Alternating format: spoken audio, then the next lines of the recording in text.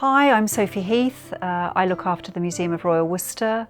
So we applied to a programme of funding, the Association of Independent Museums New Stories, New Audiences strand of funding, because we're very conscious that we have lots of beautiful things in cases for people to look at, but that porcelain was designed and made to be used, picked up, enjoyed as part of sharing food and drink with friends and family, and that wasn't part of the experience of our visitors, and we wanted to try and change it with this project and also bring in a different perspective of working with a community group, the Monday Night Club.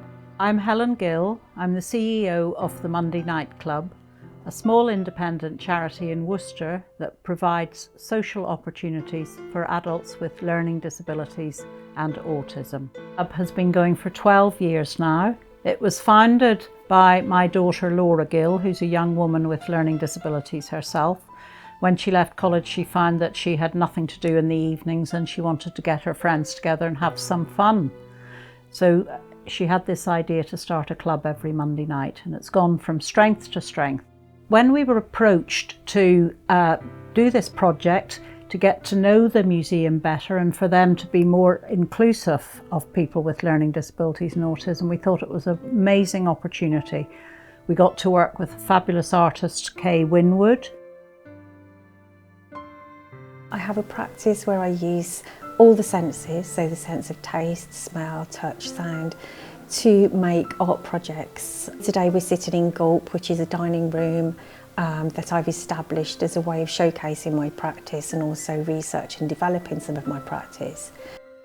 I was approached by the Museum of Royal Worcester to explore the sensory potential of the museum's collection in participation with a local group, the Monday Night Club. They have like thousands of artefacts, but they're all behind glass. So my project was a way of bringing them to life through the history of their use, what they might have embodied, whether they carried hot chocolate or soup, and how that kind of history of eating, of food preparation, ran in parallel to their collection. I worked with a ceramicist, an artist called Nuala Clooney, to explore the tactile properties of ceramics and porcelain. It was inspired by a piece of work in the collection, which is the Blind Earl collection, which uses texture and high contrast. And it was commissioned by the Blind Earl after a riding incident where he was left visually impaired. So he commissioned a piece or a collection of work which looked at tactility and how, when we've got limited sensory opportunities, we can draw on our other senses. So we'd be making plates and stuff. I've done a plate in the exhibition and I painted it. I've got really close to the artist Kay. She gave me a sketchbook and I've been doing loads of drawings. So one of the participants from Monday Night Club, Paul, he'd never worked with clay before, and porcelain's actually quite a hard clay to work with, but he took to it so well. And when we were making the tactile plates, and he created a plate that had strawberries all around, and it took him the whole session, so about 2.5 hours, to construct this plate, and it was so beautifully constructed. It was just such a wonderful thing to see him enjoy that process so much. One of the other things that I wanted to do was work with sound. So I brought in a musician called Paul Carroll. We collected the sound of the porcelain. We had the cases open and some of the actual objects from the collection on the table, and we were gently tinging them and pinging them with microphones to hear the sounds, the sound character of those objects. And we had Monday Night Club members listening on headphones and the look of wonder on their faces. And we worked with the group to make pieces of music, like pieces of improvisational music. Also, from all of those sounds that we collected, we made a piece, well, 2 pieces actually, of sound that now sit within the collections. We hid a player in a series of crates which would have traditionally been used to transport the porcelain and the materials for the porcelain. So you just walk into a cloud of sound. When you work as a museum and you're telling a story, or that you have a loud voice, that you are used to doing that, and it was important for us to make the space for the group's voices to be heard, for their perspective to really play a part. We also made handheld objects.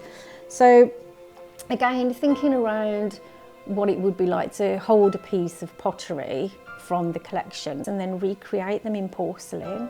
We got chunks of clay, and then I asked members to make their own indentations, so like squeezing the clay. So this is just a piece of modelling clay, weighed the same as an object in the collection, so you could stand in front of the object and hold this piece and metaphorically hold the hand of the person that had made it. Skin texture, rather the fingerprints. We started to think about scent and aroma and how that would have been used, or how it came into contact with porcelain, or what were the historical sensory context for smell. So there are lots of smells. Some are really more obvious than others. Fans that you go round that you can smell. There's one that smells like chocolate. I decided to buy the group a table cover which was about 4 metres long, where together, this was my initial very basic naive drawing of a table, where we went around the table and each person put their hands on the table, we drew around them, they had a stencil of a plate, they drew a plate, and then we started to develop a table design that filled the table with plates, serviceware.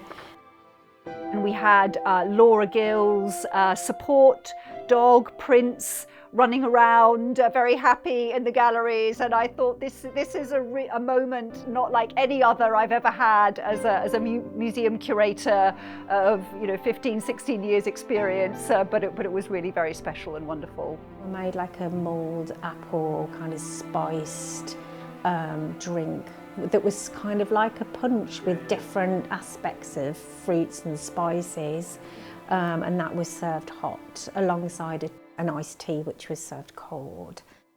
We also made beetroot pancakes, which were kind of like blinis, but again came from quite a traditional recipe by Elizabeth Rafford, and they were served with smoked salmon and tea pickled vegetables. Canapes was a potted venison and pickled plum recipe.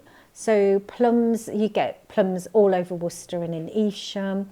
So we wanted to use the pickling technique that would have been used in the 18th century and combined it with a recipe by Hannah Glass for potted venison. I'm very happy that our dream, our idea that we could make the experiences of our visitors more full, more sensory, more dimensional, and increase the range of people who could enjoy the collection by the tactile. We've included the Braille transcriptions. I feel that we've realised that in a really beautiful way. And we've spent the last 8 months doing lots of different collaborative projects, ending up with a wonderful celebration and a new sensory trail in the museum. So we've been really enabled to do this work by our grant, a New Stories, New Audiences grant from the Association of Independent Museums, and that is really about enabling small organisations like ourselves to work in new ways and to reach a group who isn't using the museum at the moment. And it is supported by National Lottery Heritage Fund, so have to thank National Lottery players who really have made all of this possible. And we've also been supported by a local Worcestershire charity, the Bransford Trust, to enable the museum's part in this project. And all of that has really made it something that we can embark on and invest the time that we needed to in the project.